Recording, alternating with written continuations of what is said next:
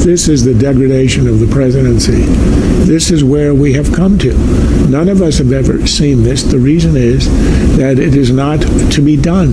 That kind of language is not to be used, particularly when it's infighting in the White House. The fact that the president is allowing all this to go on, I think, means that it rests with him. Joining us now, Josh Earnest, former White House press secretary for President Obama. He's also an MSNBC political analyst, and David Frum, senior editor for The Atlantic. And Josh, since you worked in the White House communications office, and masterfully, I might add, I just want to go to you with a wide open, your reaction to this story. Yeah, well, thank you, Lawrence. It's good to see you tonight. And look, I think you covered a lot of it in the top.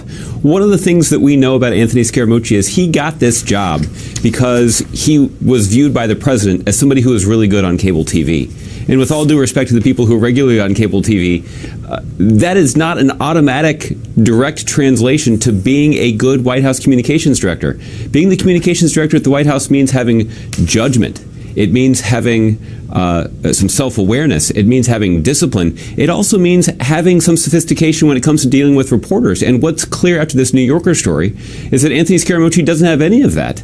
And it does make clear that by continuing to employ him, that after 6 months, President Trump still hasn't figured out that running the White House is different than running his family's real estate business. I want to take a look at the cover of page 1 of tomorrow's New York Post. I think we have it ready graphically. Yeah, and this is a very, very, very important cover because this is the first negative New York Post coverage of the Trump presidency, the first one ever, and that is brought to you by Anthony Scaramucci. He is the one who has created the imagery that the New York Post is using on its cover of this out-of-control White House with people attacking each other in the way they do on Survivor, that reality show. And David Frum, this is a newspaper that's fully supportive of the president all the time. They don't appear to be supportive of this behavior. And I'm wondering, as we always do in these moments, what about Trump supporters? What about when they hear the way Anthony Scaramucci talks, especially some of the religiously conservative Trump supporters out there? Well, they've made a lot of allowances. And in many ways, perversely, Anthony Scaramucci may be helpful to the president with those supporters because of the title that Anthony Scaramucci carries. That it will make it easier to say that the Trump administration has a communications problem. Anthony Scaramucci was brought in to try to fix the problem. Okay, he didn't succeed. We still have a communications problem. The Trump administration does not have a communications problem. It wants to believe that. The president wants to believe it because he watches so much television, and he also wants to believe it because it's always thought of as the easiest thing to fix. But it is the thing communicated. You can have the worst communication shop in the world. If you have peace and 3.5% growth, you don't have any problems. You can have the best communication shop in the world, and if you have a Russian espionage investigation and a health care bill that carries 17% public approval, your communications people can't fix it. And that's the thing that the Trump administration is struggling with. Josh, we have reports tonight indicating that the president authorized Anthony Scaramucci to go to attack Reince Priebus any way he wanted, including going public. Yeah, it's in some ways it's obviously unprecedented, but in some ways it's not surprising. It's entirely consistent with the way, frankly, that he and his administration are treating the Attorney General right now, which is that the President of the United States apparently doesn't have the guts to actually fire people who work for him. What he does is he hopes that these people will be so publicly insulted that they will quit their jobs. That is no way to run a White House. It certainly is no way to run the greatest country in the world. But it might be the way that you run your family real estate business. And, after 6 months, we were counting on our president to start understanding more about what his job actually entails. And what's true is you want your communications director out there telling a story about what you're trying to get done on behalf of the American people. Right now, you have Anthony Scaramucci out there mostly talking about himself, talking about his own personal financial disclosures, and talking about his own personal grievance with the White House chief of staff.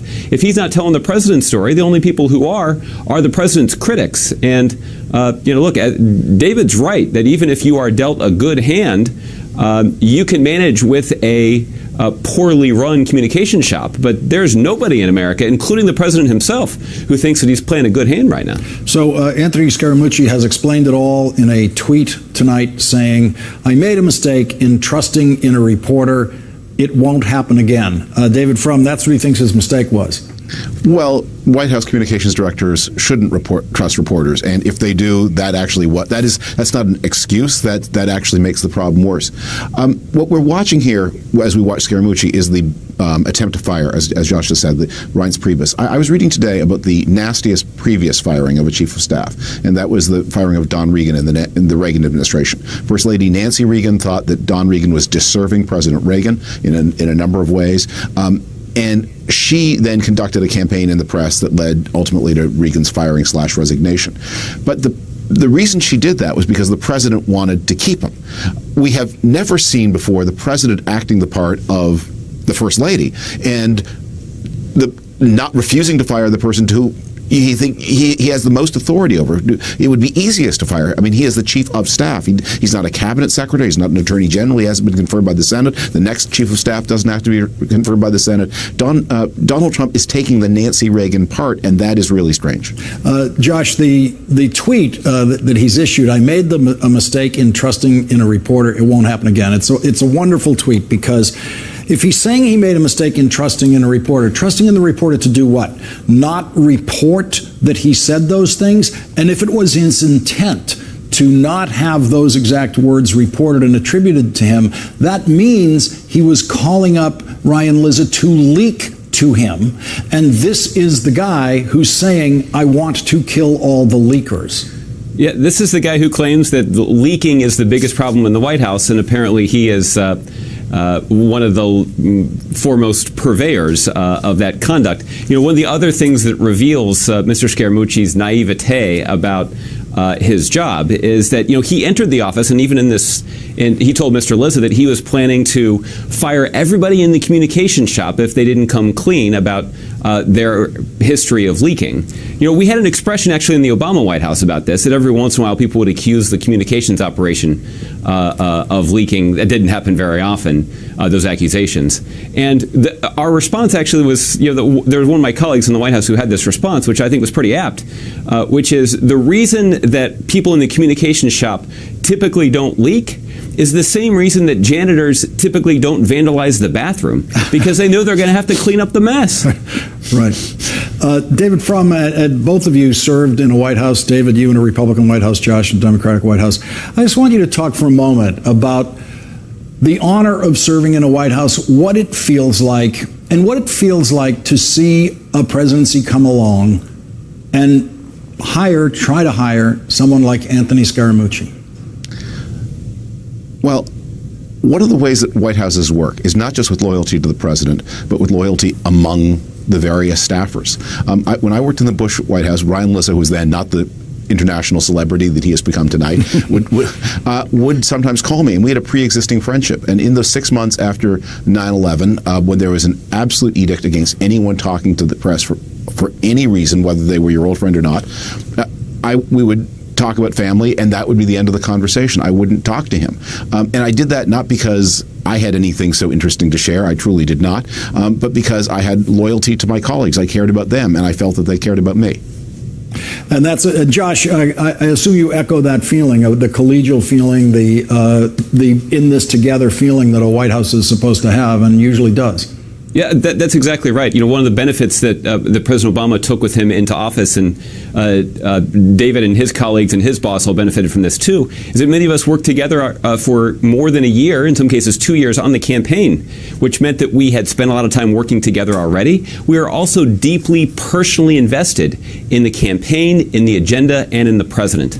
And that sense of loyalty and that collegiality and unity did override any sort of human temptation to want to rat out your colleagues. And that kind of discipline and cohesion served the Obama administration quite well. And look, I didn't support President Bush when he was in office, but it served he and his team quite well throughout his presidency as well, because he exercised the kind of leadership and unified his staff around the agenda and the vision that he had for the country. And yes, the country runs better when you have somebody in charge who does that. Josh Earnest, who served in the last White House Communications Office where decency was the norm. Thank you very much for joining us tonight.